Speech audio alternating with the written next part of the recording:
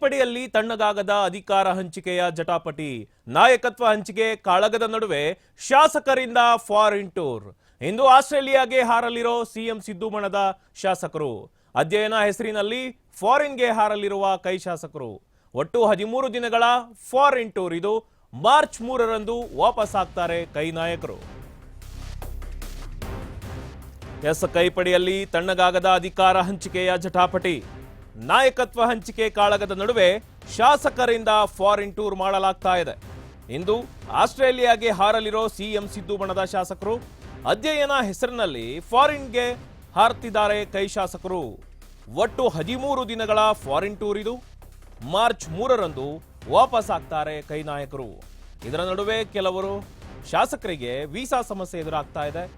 ಇನ್ನು ಕೆಲವು ಶಾಸಕರು ಫ್ಲೈಟ್ ಅನ್ನ ಏರಲು ಮೀನಾಮೇಷ ಎಣಿಸ್ತಾ ಇದ್ದಾರೆ.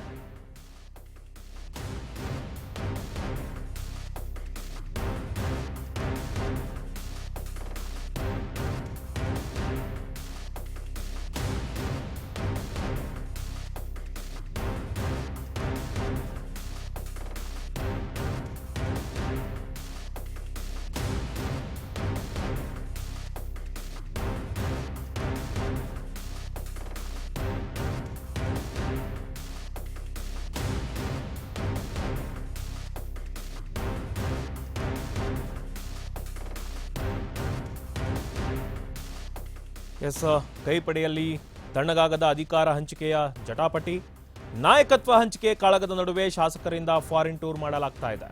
ಇಂದು ಆಸ್ಟ್ರೇಲಿಯಾಗೆ ಹಾರಲಿರೋ ಸಿಎಂ ಸಿದ್ದು ಬಣದ ಶಾಸಕರು, ಅಧ್ಯಯನ ಹೆಸರಿನಲ್ಲಿ ಫಾರಿನ್ಗೆ ಹಾರ್ತಿದ್ದಾರೆ ಕೈ ಶಾಸಕರು. ಒಟ್ಟು 13 ದಿನಗಳ ಫಾರಿನ್ ಟೂರ್ ಇದು. ಮಾರ್ಚ್ 3ರಂದು ವಾಪಸ್ ಆಗ್ತಾರೆ ಕೈ ನಾಯಕರು. ಇದರ ನಡುವೆ ಕೆಲವು ಶಾಸಕರಿಗೆ ವೀಸಾ ಸಮಸ್ಯೆ ಕೂಡ ಆಗ್ತಾ ಇದೆ. ಇನ್ನು ಕೆಲವು ಶಾಸಕರೇನಿದ್ದಾರೆ ಫ್ಲೈಟ್ ಏರಲು ಮೀನಾಮೇಷವನ್ನ ಎಣಿಸ್ತಾ ಇದ್ದಾರೆ.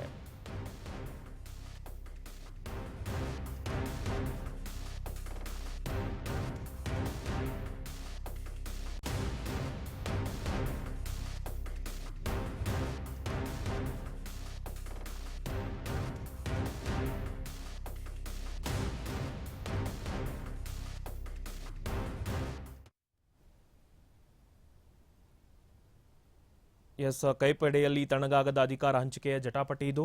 ನಾಯಕತ್ವ ಹಂಚಿಕೆ ಕಾಳಗದ ನಡುವೆ ಶಾಸಕರಿಂದ ಫಾರಿನ್ ಟೂರ್ ಮಾಡಲಾಗ್ತಾ ಇದೆ. ಇನ್ನು ವಿದೇಶಿ ಪ್ರವಾಸಕ್ಕೆ ಸಜ್ಜಾದ ಕೈ ಶಾಸಕರು ಯಾರಂದ್ರೆ ಕೆ ವೆಂಕಟೇಶ್ ಪಶುಸಂಗೋಪನಾ ಸಚಿವರು, ಪುಟ್ಟರಂಗಶೆಟ್ಟಿ ಶಾಸಕರು, H D Tammayya, Hampanagouda Badarli, Devendrappa, Yashavantharayagouda Patil, B M Nagaraj, J T Patil, Allamaprabhu Patil, Basavanagouda Daddal, A R Krishnamurthy, Basavanagouda Turvihal, B Chimmanakatti, Mahantesh Kaujalgi, Raghavendra Hitnal, Vasanthkumar, Sharanagouda Bayyapur, Thimmayya, Raghumurthy, Anil Chikmadu. ಇನ್ನು ಇದು ಕರ್ನಾಟಕದಲ್ಲಿ ಕಾಂಗ್ರೆಸ್ ಶಾಸಕರ ವಿದೇಶಿ ಪ್ರವಾಸ ಏನಿದೆ ರಾಜ್ಯ ರಾಜಕಾರಣದಲ್ಲಿ ತೀವ್ರ ಚರ್ಚೆಗೆ ಮತ್ತು ವಿವಾದಕ್ಕೆ ಕೂಡ ಕಾರಣ ಆಗಿದೆ. ಸುಮಾರು 25ರಿಂದ 27 ಕಾಂಗ್ರೆಸ್ ಶಾಸಕರು ಮತ್ತು ವಿಧಾನ ಪರಿಷತ್ ಸದಸ್ಯರು ಫೆಬ್ರವರಿ 17 ಮಂಗಳವಾರ ಇವತ್ತು ಆಸ್ಟ್ರೇಲಿಯಾ ಮತ್ತು ನ್ಯೂಜಿಲೆಂಡ್ಗೆ ಪ್ರಯಾಣವನ್ನು ಬೆಳೆಸಲಿದ್ದಾರೆ. ಪ್ರವಾಸಕ್ಕೆ ಹೋಗುತ್ತಿರುವ ಶಾಸಕರಲ್ಲಿ ಬಹುಪಾಲು ಮಂದಿ ಮುಖ್ಯಮಂತ್ರಿ ಸಿದ್ದರಾಮಯ್ಯ ಅವರ ಬಣಕ್ಕೆ ಸೇರಿದವರು ಎನ್ನಲಾಗಿದೆ. ನಾಯಕತ್ವ ಬದಲಾವಣೆಯ ಚರ್ಚೆ ನಡೆಯುತ್ತಿರುವ ಬೆನ್ನಲ್ಲೇ ಈ ಪ್ರವಾಸವನ್ನು ಆಯೋಜಿಸಿರುವುದು ಕುತೂಹಲವನ್ನು ಮೂಡಿಸಿದೆ. ಇನ್ನು ಪಕ್ಷದ ಆಂತರಿಕ ಗೊಂದಲಗಳ ಹಿನ್ನೆಲೆಯಲ್ಲಿ ಕಾಂಗ್ರೆಸ್ ಹೈಕಮಾಂಡ್ ಈ ಪ್ರವಾಸವನ್ನು ರದ್ದುಗೊಳಿಸುವಂತೆ ಅಥವಾ ಮುಂದೂಡುವಂತೆ ಸೂಚನೆಯನ್ನ ನೀಡಿತ್ತು. ಇದರಿಂದಾಗಿ ಕೆಲ ಶಾಸಕರು ಪ್ರವಾಸದಿಂದ ಹಿಂದೆ ಕೂಡ ಸರಿದಿದ್ದಾರೆ. ಇನ್ನು ರಾಜ್ಯದಲ್ಲಿ ಬರ ಮತ್ತು ಆರ್ಥಿಕ ಸಂಕಷ್ಟದ ನಡುವೆ ಶಾಸಕರು ಕುಟುಂಬ ಸಮೇತ ವಿದೇಶಿ ಪ್ರವಾಸ ಮಾಡುತ್ತಿರುವುದನ್ನು ಬಿಜೆಪಿ ಮತ್ತು ಜೆಡಿಎಸ್ ನಾಯಕರು ತೀವ್ರವಾಗಿ ಖಂಡಿಸಿದ್ದಾರೆ.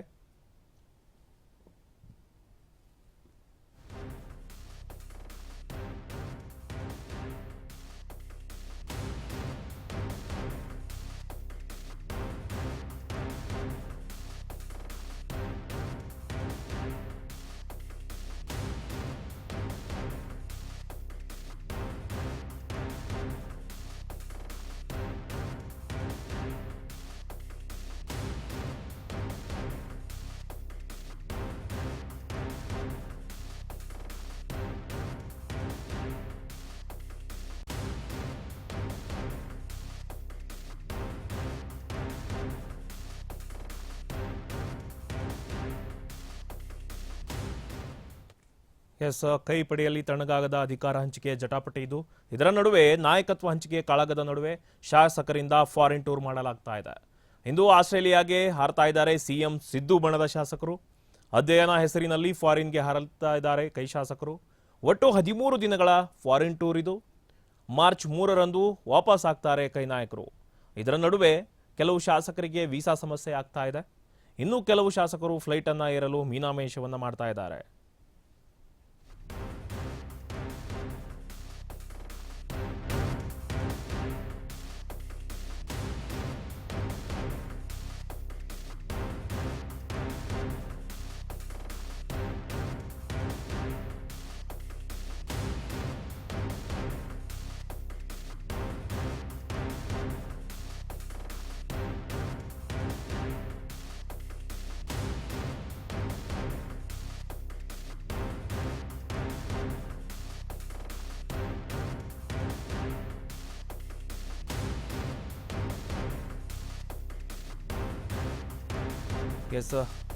ಕೈಪಡೆಯಲ್ಲಿ ಇನ್ನೂ ತಣ್ಣಗಾಗದ ಅಧಿಕಾರ ಹಂಚಿಕೆ ಜಟಾಪಟಿ. ಇದರ ಮಧ್ಯೆ ಬಣ ರಾಜಕೀಯ ಸ್ಟಾರ್ಟ್ ಆಗಿದೆ. ಅದೇ ರೀತಿ ಫಾರಿನ್ ಟೂರ್ ಕೂಡ ಸ್ಟಾರ್ಟ್ ಆಗಿದೆ.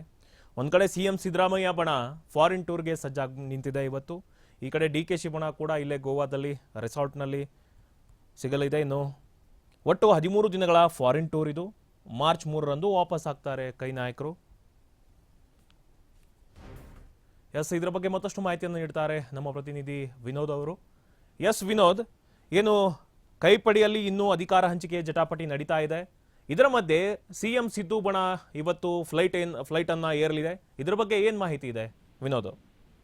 ಮಲ್ಲಿಕಾರ್ಜುನ್, ರಾಜ್ಯ ರಾಜಕಾರಣದಲ್ಲಿ ಇದೀಗ ರೆಸಾರ್ಟ್ ರಾಜಕಾರಣ ಮತ್ತೆ ವಿದೇಶಿ ರಾಜಕಾರಣ, ವಿದೇಶಿ ಟ್ರಿಪ್ ರಾಜಕಾರಣ ಇದೀಗ ಜೋರಾಗ್ತಿದೆ. ಯಾಕಂದ್ರೆ ಒಂದು ಕಡೆ ಅಧಿಕಾರ ಹಂಚಿಕೆ ಚರ್ಚೆ ಮತ್ತಷ್ಟು ತೀವ್ರವಾಗಿ ಪಡೆದುಕೊಂಡಂತ ಸಂದರ್ಭದಲ್ಲಿ ಈ ತರ ಒಂದು ವಾತಾವರಣ ಪ್ರಸ್ತುತವಾಗಿ ಅಂದ್ರೆ ಈಗ ನಿರ್ಮಾಣ ಆಗಿದೆ. ಒಂದು ಕಡೆ ಸಿಎಂ ಸಿದ್ದರಾಮಯ್ಯ ಬೆಂಬಲಿಗರು ಅಂದ್ರೆ ಸುಮಾರು 20ಕ್ಕೂ ಹೆಚ್ಚು ಸಚಿವರುಗಳು, ಶಾಸಕರುಗಳು ಜೊತೆಗೆ MLCಗಳು ಒಂದು ವಿದೇಶ ಪ್ರವಾಸಕ್ಕೆ ಅಂದ್ರೆ ಆಸ್ಟ್ರೇಲಿಯಾ ಮತ್ತು ನ್ಯೂಜಿಲೆಂಡ್ಗೆ ಅಧ್ಯಯನ ನೆಪದಲ್ಲಿ ಒಂದು ಟ್ರಿಪ್ ಹೋಗ್ತಾ ಇದ್ರೆ, ಮತ್ತೊಂದು ಕಡೆ DCM DK ಬಣದವರು 40ಕ್ಕೂ ಹೆಚ್ಚು ಶಾಸಕರುಗಳು ಒಂದು ರೆಸಾರ್ಟ್ ರಾಜಕಾರಣ ಮಾಡ್ತಿದ್ದಾರೆ. ಇಲ್ಲಿ ಪ್ರಮುಖವಾಗಿ ನಾವು ನೋಡ್ತಕ್ಕಂಥದ್ದು, ಒಂದು ಕಡೆ ಸಿಎಂ ಸಿದ್ದರಾಮಯ್ಯ ಬೆಂಬಲಿಗರು ವಿದೇಶದಲ್ಲಿ ಕೂತ್ಕೊಂಡು ಸ್ಟ್ರಾಟಜಿಯನ್ನು ಮಾಡೋದಕ್ಕೆ ಮುಂದಾದ್ರೆ, ಮತ್ತೊಂದು ಕಡೆ ರೆಸಾರ್ಟ್ ನಲ್ಲಿ ಕುಳಿತುಕೊಂಡ್ಬಿಟ್ಟು DCM DK ಶಿವಕುಮಾರ್ ಬೆಂಬಲಿಗರು ಮುಂದಾಗಿದ್ದಾರೆ. ಇಲ್ಲಿ ಪ್ರಮುಖವಾಗಿ ನಾವು ನೋಡ್ತಕ್ಕಂಥದ್ದು ಮಲ್ಲಿಕಾರ್ಜುನ್, ಆ ಒಂದು ವಿದೇಶ ಪ್ರಯಾಣಕ್ಕೆ ಈಗಾಗಲೇ ಒಂದು ಹೋಗಬೇಡಿ, ಜೊತೆಗೆ ಯಾವ ಕಾರಣಕ್ಕೆ ಹೋಗ್ತಿದ್ದಾರೆ ಸವಿಸ್ತಾರವಾಗಿ ನಮ್ಗೆ ಮಾಹಿತಿ ಕೊಡಿ ಅಂದ್ಬಿಟ್ಟು ಹೈಕಮಾಂಡ್ ನಾಯಕರು ಕೇಳಿದ್ರು.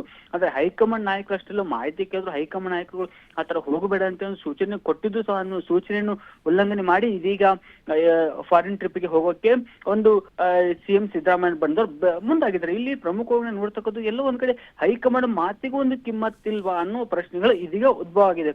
ಇದೊಂದು ಕಡೆ ಆದ್ರೂ ಮತ್ತೊಂದು ಕಡೆ ಕೆಲವೊಂದಿಷ್ಟು ಶಾಸಕರುಗಳು ಮತ್ತೆ ಸಚಿವರುಗಳು MLCಗಳು ಹೋಗೋದು ಡೌಟ್ ಆಗಿದೆ. ಯಾಕಂದ್ರೆ ಕೆಲವೊಂದಿಷ್ಟು ತಾಂತ್ರಿಕ ಸಮಸ್ಯೆಗಳು ಎದುರಾಗಿದೆ. ಕೆಲವೊಂದಿಷ್ಟು ನಾಯಕರುಗಳು ಹೈಕಮಾಂಡ್ ವರಿಷ್ಠರ ಗಮನಕ್ಕೆ ನಾವು ಯಾಕೆ ತುತ್ತಾಗಬೇಕು, ಗುರಿ ಆಗ್ಬೇಕು ಅನ್ನೋ ನಿಟ್ಟಿನಲ್ಲಿ ಕೆಲವೊಂದಿಷ್ಟು ಸಚಿವರುಗಳು, ಶಾಸಕರು ಮತ್ತೆ MLCಗಳು ಇದ್ರೆ, ಮತ್ತೊಂದು ಕಡೆ ಕೆಲವೊಂದಿಷ್ಟು ನಾಯಕರುಗಳಿಗೆ ಇದೀಗ ವೀಸಾ ಆಗ್ಲಿ, ಪಾಸ್ಪೋರ್ಟ್ ಆಗಲಿ ಕೆಲವೊಂದಿಷ್ಟು ತಾಂತ್ರಿಕ ಸಮಸ್ಯೆಗಳು ಎದುರಾಗಿದೆ. ಸೊ ಆ ಒಂದು ಕಾರಣಕ್ಕೆ ಹೋಗುವವರ ಸಂಖ್ಯೆ ಇದೀಗ ಅಂದ್ರೆ ವಿದೇಶಕ್ಕೆ ಹೋಗುವವರ ಸಂಖ್ಯೆ ಇದೀಗ ಕಮ್ಮಿ ಆಗಿದೆ. ಆದ್ರೆ ರೆಸಾರ್ಟ್ಗೆ ಈಗಾಗಲೇ ಹೋಗ್ತಕ್ಕಂತ ಸಂಖ್ಯೆ ಇನ್ನು ಯಾವುದೇ ಅಧಿಕೃತವಾಗಿ ಒಂದು ಮೂಲಗಳ ಪ್ರಕಾರ ಸಿಕ್ಕಿಲ್ಲ. ಆದ್ರೆ ಮುಂದಿನ ದಿನಗಳಲ್ಲಿ ಇದೀಗ ಅದ್ರ ಮೂಲಗಳ ಪ್ರಕಾರ ಎಲ್ಲ ಮಾಹಿತಿಗಳು ಸಿಗುತ್ತೆ. ಆ ಒಂದು ಸಂದರ್ಭದಲ್ಲಿ DK ಬಣದ ಎಷ್ಟು ನಾಯಕರುಗಳು ರೆಸಾರ್ಟ್ ಸೇರಿಕೊಂಡು ಒಂದು ಸ್ಟ್ರಾಟಜಿ ಮಾಡ್ತಾರೆ ಅನ್ನೋದು ಮುಂದಿನ ದಿನಗಳಲ್ಲಿ ಕಾದು ನೋಡ್ಬೇಕಿದೆ Mallikarjun. Okay, thank you Vinod ತಮ್ಮೆಲ್ಲ ಮಾಹಿತಿಗಾಗಿ.